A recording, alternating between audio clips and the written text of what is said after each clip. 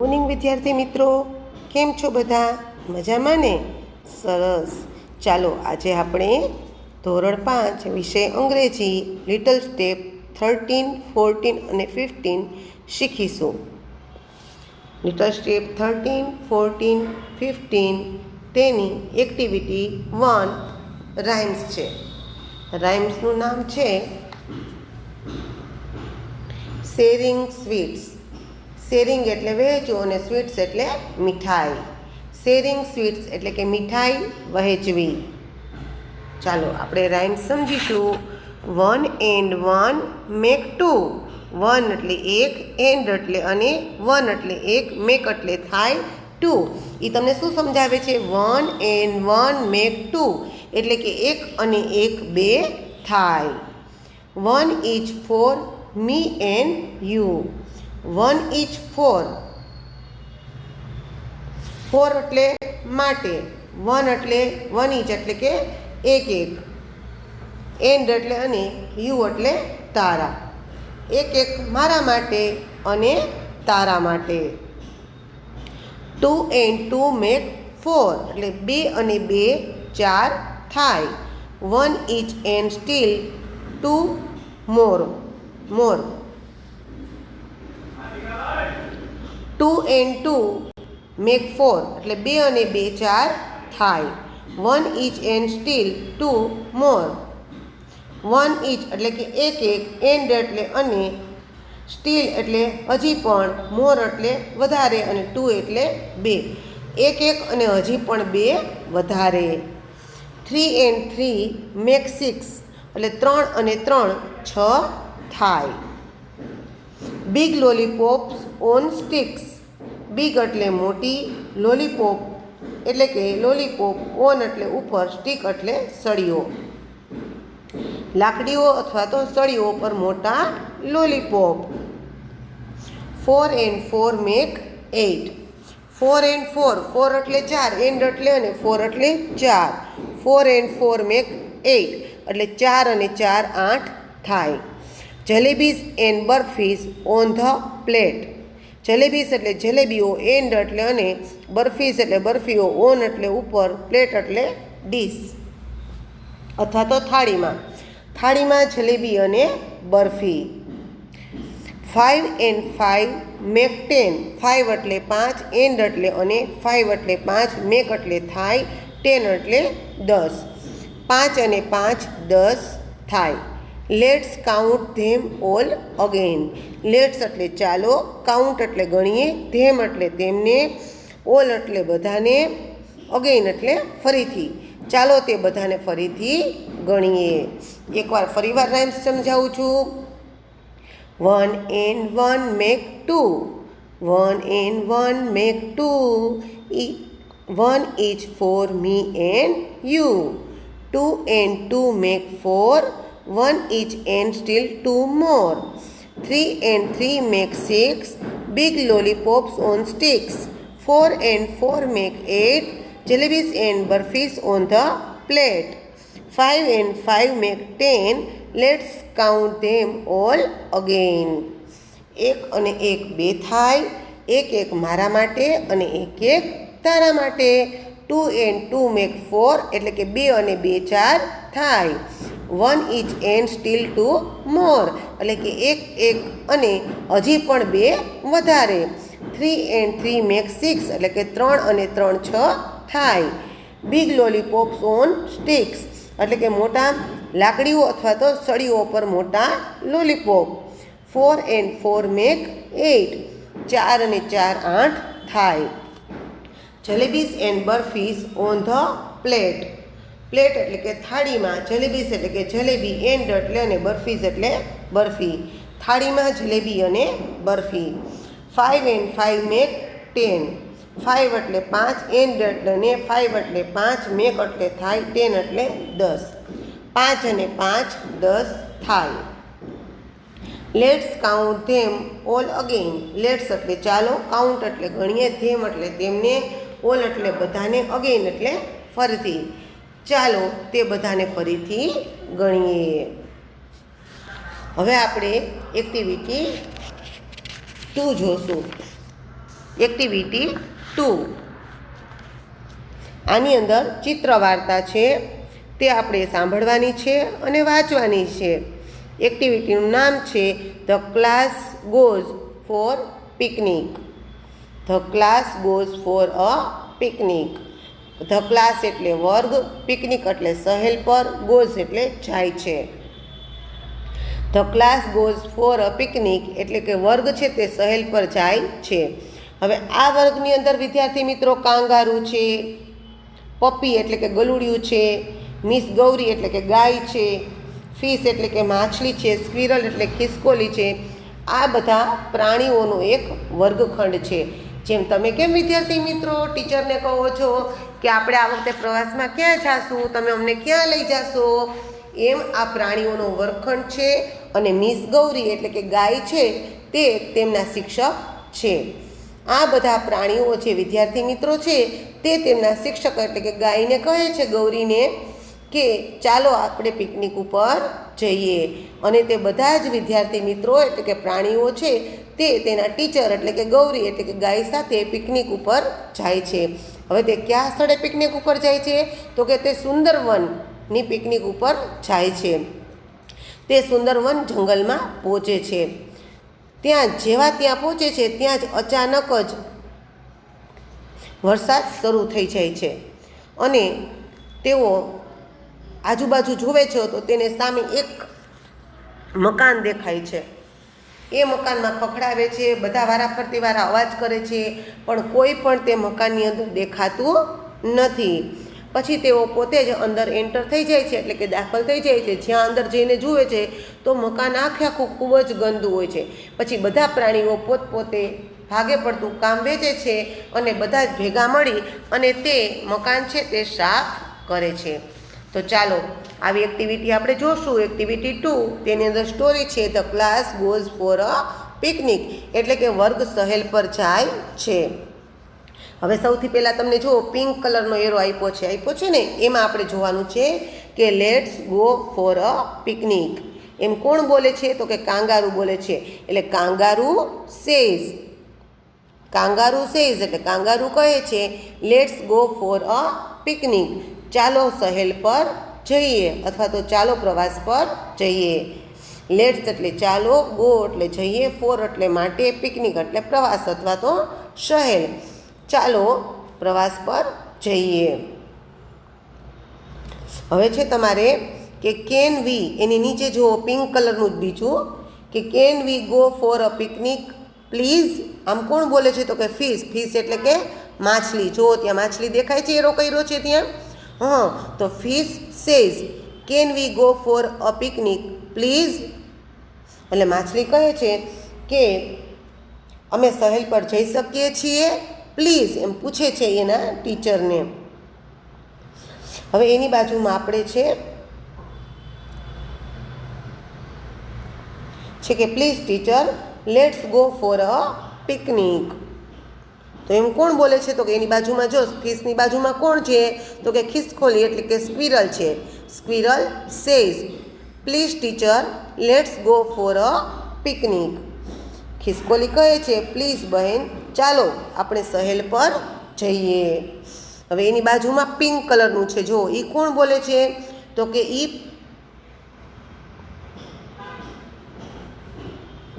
કોણ બોલે છે? તો કે મિસ ગૌરી બોલે છે કે ઓકે લેટ્સ ગો, ચાલો જઈએ.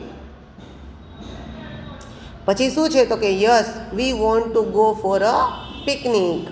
એ કોણ બોલે છે? તો કે પપ્પી બોલે છે. Puppy says. હવે આપણે આ બોલ્યા કે please teacher let's go for a picnic. એ કોણ બોલે છે? તો કે સ્ક્વિરલ બોલે છે. ખિસકોલી કહે છે કે પ્લીઝ બહેન ચાલો સહેલ પર જઈએ.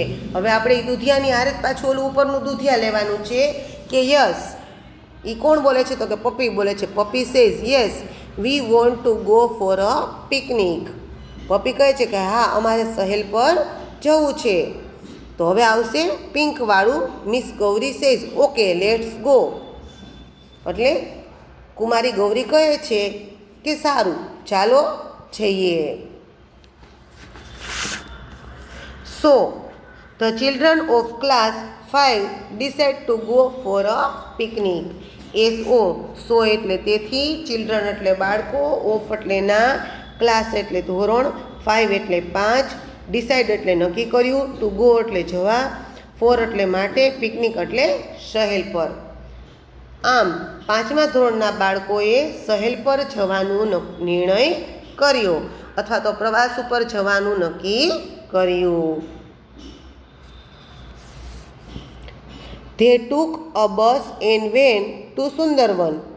It is a picnic spot in the jungle. They એટલે તેઓએ, took એટલે લીધી અથવા તો ગયા, બસ એટલે ટૂંક એટલે લીધી, એટલે એક, બસ એટલે બસ, એન્ડ એટલે અને, વેન્ટ એટલે ગયા, ટુ સુંદરવન એટલે કે સુંદરવન. સ્પોટ એટલે સ્થળ, ઇન એટલે માં, જંગલ એટલે જંગલ. તેઓ બસમાં સુંદરવન ગયા. તે જંગલમાં એક સહેલનું સ્થળ છે. સહેલ એટલે કે પ્રવાસ. તે પ્રવાસનું સ્થળ છે. તે took a bus and went to Sundarbans. તેઓ બસમાં સુંદરવન ગયા. It is a picnic spot in the jungle. તે જંગલમાં એક સહેલનું સ્થળ છે.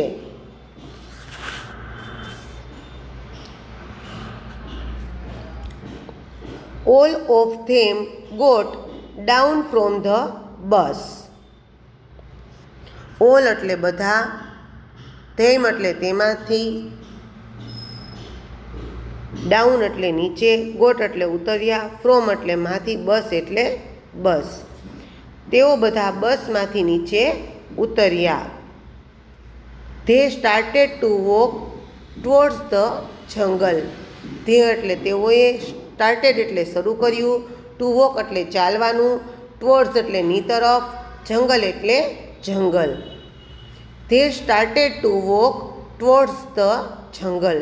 તેમણે જંગલ તરફ ચાલવાનું શરૂ કર્યું.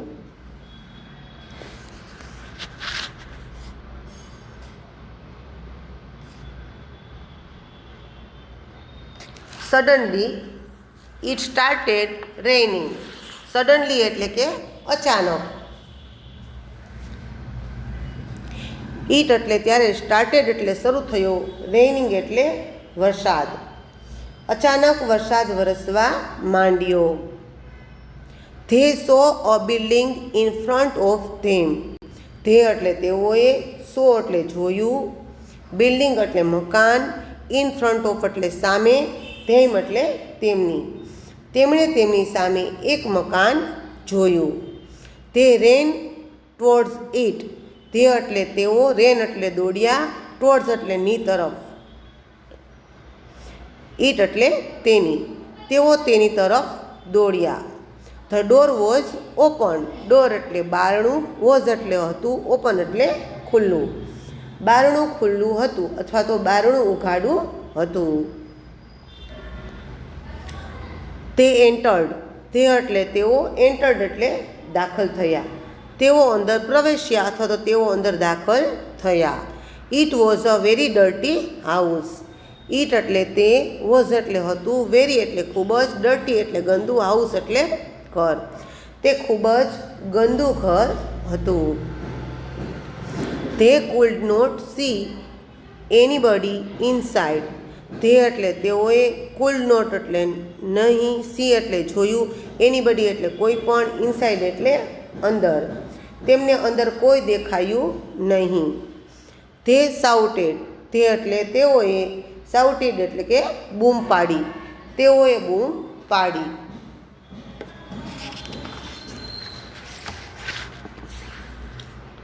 Miss Gauri says, hello anybody there. એટલે શું કે છે? હેલો, કોઈ છે? Hello anybody there. એટલે એ પૂછે છે કે હેલો, કોઈ છે? Billy says, hello anybody there? બિલી પૂછે છે હેલો, કોઈ છે? Fish says, it's raining, can we stay here for some time? Fish શું પૂછે છે કે ઇટ્સ રેઇનિંગ એટલે કે વરસાદ વરસી રહ્યો છે, કેન એટલે શકી, વી એટલે અમે, સ્ટે એટલે રહી, હિયર એટલે અહીંયા, ફોર એટલે માટે, સમટાઈમ્સ એટલે કે થોડી વાર. માછલી કહે છે કે અમે થોડો સમય અહીં રહી શકીએ. વરસાદ વરસી રહ્યો છે, અમે થોડો સમય અહીં રહી શકીએ, એમ માછલી પૂછે છે. Puppy says yes I think nobody is there. ગલુડિયું કહે છે કે હા, મને લાગે છે કે ત્યાં અહીંયા કોઈ પણ નથી. Let's stay here for some times. ચાલો થોડો સમય અહીં રહીએ. ફરીવાર રિપીટ કરું છું. Puppy says yes I think nobody is there. Let's play here for some times. કૂતરું કહે છે કે હા, મને લાગે છે કે કોઈ નથી, ચાલો થોડો સમય અહીં રહીએ. Elephant says but madam the house is so dirty. હાથી કહે છે પણ મેડમ ઘર કેટલું ગંદુ છે.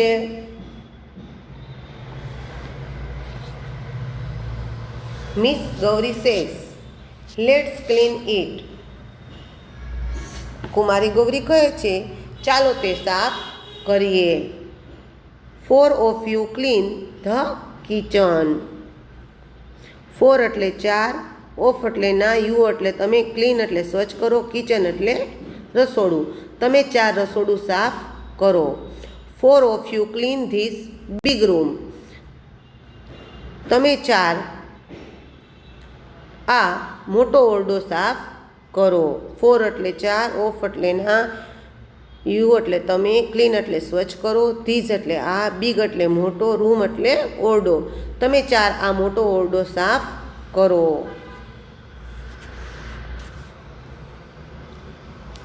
મિસ ગૌરી સેડ કુમારી ગૌરી બોલ્યા sweep the floor. Sweep the floor એટલે કે ભોંય વાળો અથવા તો સાવરણીથી વાળો. પપ્પી સેડ એટલે કે પપ્પી બોલ્યો. આઈ સ્વીપ ધ ફ્લોર. આઈલ એટલે હું, ફ્લોર એટલે ભોંય, સ્વીપ એટલે વાળીશ. હું ભોંય વાળીશ. પપ્પી સ્વીપ ધ ફ્લોર. પપ્પીએ ભોંય વાળી. This they clean the room. This એટલે કે આમ, ધે એટલે તેઓએ, ક્લીન્ડ એટલે સ્વચ્છ કર્યો, રૂમ એટલે ઓરડો. આમ તેમણે ઓરડો સ્વચ્છ કર્યો. તો વિદ્યાર્થી મિત્રો, આ આપણું લિટલ સ્ટેપ 13, 14 અને 15 હતું. તેની એક્ટિવિટી 1 અને 2 આપણે જોઈ.